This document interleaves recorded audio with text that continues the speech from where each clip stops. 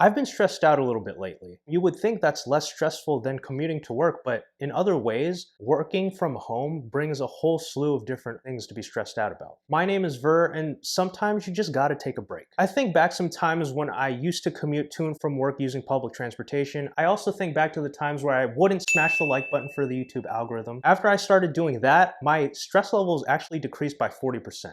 But then that's when the commuter experience happened. Subsequently, after that, we bought a house down in Gardena, California, which was featured on CNBC Make It, which, by the way, a word from our sponsor. It's actually no one, but I just wanted to say CNBC Make It is streaming on Peacock TV right now, so if you don't have a free subscription there yet, check that out. I wanted to check this video out because it came across my YouTube feed, and I'm really not sure what the commute experience is going to be like after we're done with this illness. I mean, given how it is right now, I honestly don't know the next time I'll be going into the office because I do take public transportation. I'm a little bit worried. Anyways, let's get into the video. For decades, cities have invested in building up their public transit systems and reducing the number of cars on the road. Hundreds of millions of people flock to transit hubs around the world every day. If you didn't know, I was actually born in New York City, which has one of the oldest and most elaborate transportation systems in the nation, if not the world. I do know that it's gone through many changes. They used to have to do tokens to get in. Now they're doing these slide cards. And definitely cities around the nation, around the world have been building up infrastructure to get people off the road, essentially. As they used to. The coronavirus pandemic has turned the daily commute into a public health risk. From swiping a subway ticket to touching a payment screen or squeezing onto a crowded train. Yeah, see, so this is the concern that I have. Since public transportation is so compact, like you're in a train car, you're on a bus, everyone's close together, and it's like there are a lot of people who take public transportation. I was one of them for almost 3 years. What is going to happen after this? That's the perfect scenario for the virus to be transmitted because you've got so many people packed in so closely. The risk of infection is actually quite considerable.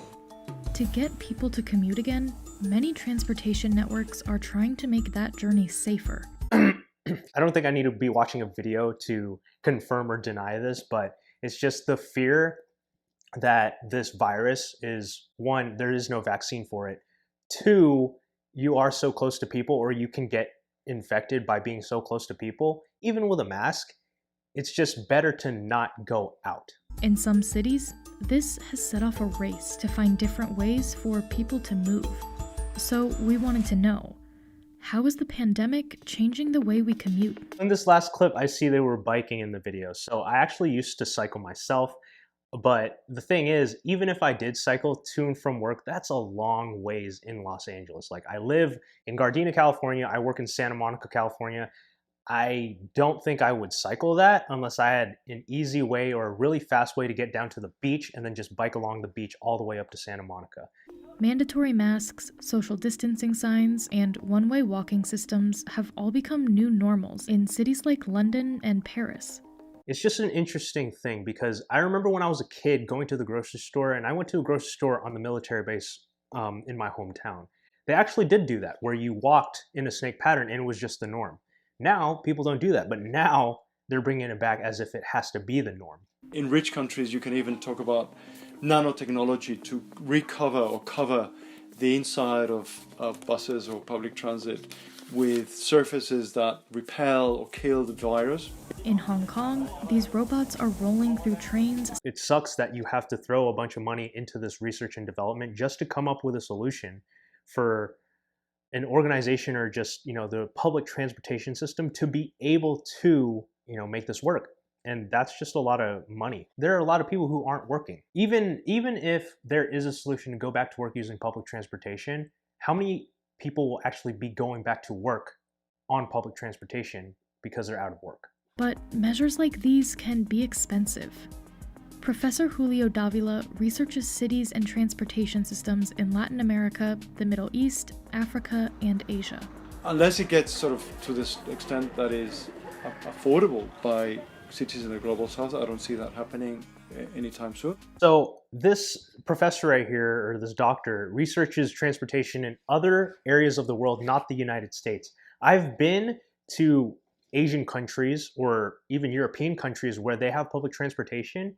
And I'll say this, those transportation systems like in the Philippines, the one I can actually talk about, it's very packed. How they manage the amount of people that are in and out of that system is really difficult. In the Philippines, I'll show a picture right here on the video, but they have this transportation vehicle called a jeepney, which is basically like a leftover military jeep that was left in the Philippines that basically was popularized there. You're so close to people in that mode of transportation. Granted, it's only a couple cents to travel on those modes of transportation, but it's very unsanitary. There's no like everyone can hop on, hop off real quick. There's no time or really room to walk in and out of the cab to sanitize it. So I don't know really how they're going to deal with that. One way to make rides safer is by not letting trains get too full, and that means sacrificing some ticket sales, which in turn means less money to operate those same trains. It's a double-edged sword right there. Like if you're limiting the amount of people going on the train, that's less money to be pumping back into research and development or the upkeep to be able to sanitize, clean all these trains and buses. It's nearly impossible, honestly, because I don't know if you've seen trains being packed in India or even Japan. Like people are just shoving people in there. And even if it's already full and there's still like 3 to 4 or 5 rows back of people trying to get into the train, they still somehow to get into the train. Between the driver and passengers. Now, some buses are running with limited capacity and skipping stops when they hit that limit. I think it's inevitable with a mass transit system that there will be times when social distancing is very difficult to manage. Oh man. I remember there were times when I'd be waiting 30 minutes or the bus frequency was 30 minutes. The bus was full and it would totally skip my stop. And Hey! Stop the bus! That's me. Tell him to stop, please! Stop! Hey! hated that because I was another 30 minutes and I had to wait for the next bus. And I'm at a bus stop for an hour before I actually get on a bus. You save the money, but the thing is you're giving up your time. And I remember when I was doing it and those things would happen, I would, either be okay, I need to wait a little bit more, hop on my phone, watch YouTube, smash the like button, or read a book.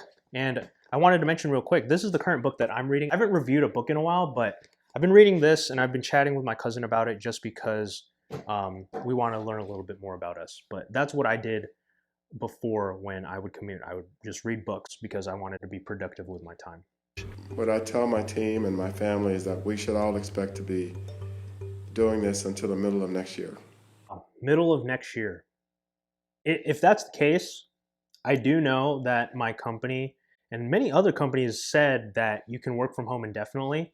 There are repercussions and consequences from that. I hope my company does give employees the choice to either work from home indefinitely or, say if they do open up the office, we still have the choice to work from home.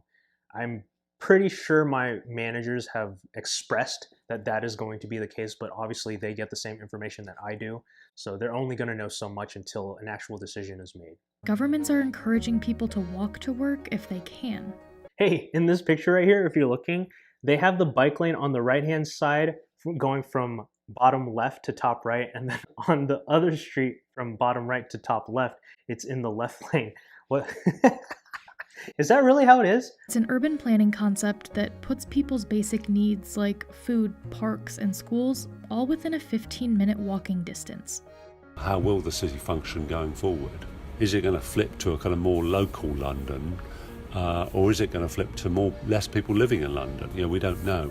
That's really good. I mean, this gets into a different topic. Like if you have a undervalued area that doesn't have a lot of these things like places to work, grocery shop, or restaurants, they're not really desired areas. But then when you see new shops, new parks, places of interest to go to, that's kind of bringing up the area. That's kind of what's happening in our area down here. We live down the street from an In-N-Out in a grocery store. There's a whole slew of Asian, Japanese, Hawaiian restaurants in the other area just north of here. From what I've talked to our agents as well as people who know the area from before, it didn't always used to be this way. I can somehow find a job in the future that's closer to home, whether we're still here in Gardena, California, or if we move somewhere else like up north towards Santa Monica, or just really anywhere. And then if everything was just in that 15-minute radius, That would be awesome. To take pressure off public transit systems is to reevaluate the way we work altogether. More companies are allowing employees to work from home, and some transport authorities have suggested that employers might be asked to stagger shift times to avoid overloading trains at rush hour. So, what does this all mean for commuters? So one of the things we're thinking about is, when this pandemic is over, how do we get people back onto public transport in a way? See, that's the thing. I mean, there are a lot of companies who are able to work remote. Tech companies, you can 100% do that. I mean, when we started working remote, I think our boss said that our productivity was still the same, if not better, than when we were in office. I think the reason for that is because when we were in office, we'd have distractions. People will be always tapping on our shoulder. Versus when we're working from home, we're literally heads down, being able to finish our work on our terms. As long as we finish our work, we're able to go on to the next thing or decide when to work or not. And it's like being that available also, like outside of business hours, we're always there for each other. I think that's really cool. More than ever, we have to make sure that the whole spectrum of users, the poor, the rich, the women, the people with disabilities of different kinds, have to feel safe about that. That's a big challenge. So this video didn't talk about how it's going to change the commuting experience. It's just saying how this pandemic, this illness is changing our commuter experience. I'm not looking forward to having to go back and go on the commuter experience. Granted, I do know that there are a lot of people who still do it, who have always done it, who've done years and decades of commuting to and from work using public transportation. And at the same time, there are people who drive to and from work using their own mode of transportation. It's also going to change their experiences. It's also going to change my experiences. It's also going to change not just commuting to and from work, but there's also people who commute to and from school. If you go to high school, if you're in college, I do know in the fall that a lot of schools are going to be all 100% online, which has adverse effects because of that. This pandemic, this illness has definitely changed the world in a way where going back to that normal is most likely not going to happen. The only thing that I believe we can do, if you're watching this, is stay safe, stay healthy, make right decisions, wear a mask if you do go out to protect yourself and others. Just make right decisions, regardless of what you do.